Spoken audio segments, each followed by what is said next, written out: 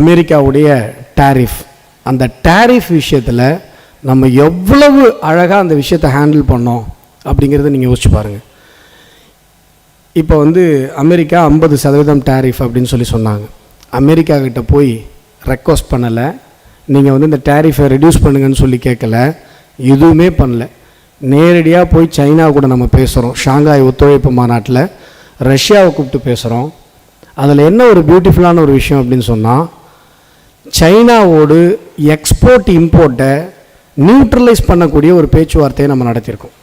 ஏற்றுமதி இறக்குமதி ரெண்டுமே நியூட்ரலாக இருக்கணும். அதாவது 100 கோடிக்கு அங்கேருந்து இறக்குமதி நடக்குதுன்னா 100 கோடிக்கு ஏற்றுமதி நடக்க வேண்டும் என்கிற ஒரு விஷயத்தை நம்ம பேசியிருக்கோம். சீனா அதுக்கு ஒத்துக்கொண்டிருக்கிறது.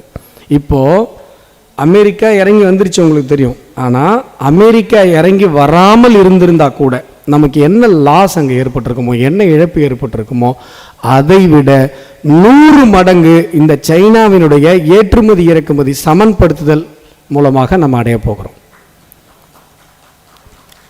இந்த மாதிரியான விஷயங்களால தான் ட்ரம்ப் இறங்கி வந்திருக்கார்.